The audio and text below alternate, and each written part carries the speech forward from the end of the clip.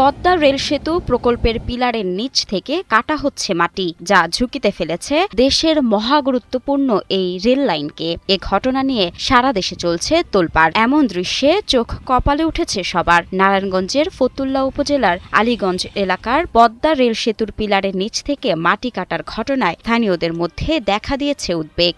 Train গেলে এমনি কাঁপে, আর তো মাটি নাই, এখন তার বেশি কাঁপবে। গোড়া মাটি সরে গেলে সমস্যা না, ব্রিজের সমস্যা তো হইবই।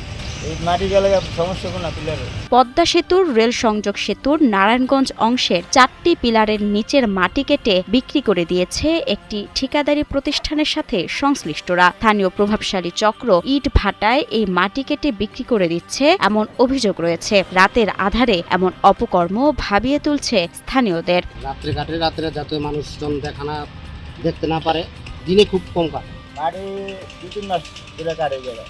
ফতুল্লার আলীগঞ্জ ইদ্রাকপুর এলাকায় পদ্মা সেতু রেল সংযোগ সেতুর 84 নম্বর পিলার থেকে 87 নম্বর পিলার পর্যন্ত প্রায় 6 ফুট গর্ত করে ভেকু দিয়ে কেটে মাটি বিক্রি করছে স্থানীয় প্রভাবশালী একটি চক্র।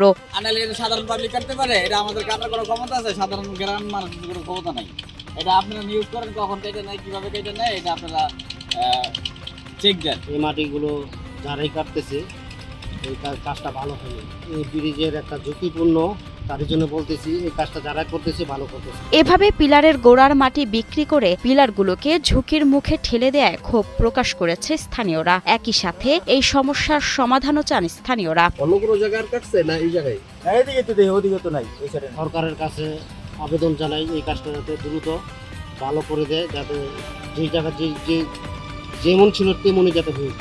এদিকে পিলারের নিচে মাটি কেটে ইট ভাটায় বিক্রির খবর পেয়ে কাজ বন্ধ করান জেলা প্রশাসক। তিনি জানান, মাটি কাটা বন্ধ রেখে বৈধ কাগজপত্র দেখাতে বলা হয়েছে ঠিকাদারি প্রতিষ্ঠানের সাথে সংশ্লিষ্টদের। আমরা যেটা নজরে যখনই এসছে তখনই আমরা তাৎক্ষণিক ব্যবস্থা নিয়ে বিষয়টা বন্ধ করেছি, এবং যেহেতু এটা মূল মিনিস্ট্রি রেলপথ মন্ত্রণালয়, তাদের আমরা যে কার্যক্রম সেটা অপেক্ষায় আছে। তারা যেভাবে আমাদের ইনস্ট্রাকশন দিবে, যেভাবে আমাদের প্রয়োজনীয় ব্যবস্থা গ্রহণ করতে বলবে, বা তারা যেভাবে ব্যবস্থা গ্রহণ করবে আমরা সেই অনুযায়ী ব্যবস্থা গ্রহণ করব। স্থানীয়দের দাবি, জরুরি ভিত্তিতে পদ্মা সেতুর পিলারের নিচের মাটি কাটার সাথে সংশ্লিষ্টদের চিহ্নিত করে আইনের আওতায় নিয়ে আসা হোক, যাতে ভবিষ্যতে কেউ রাষ্ট্রীয় স্থাপনার ক্ষতি সাধন করতে না পারে।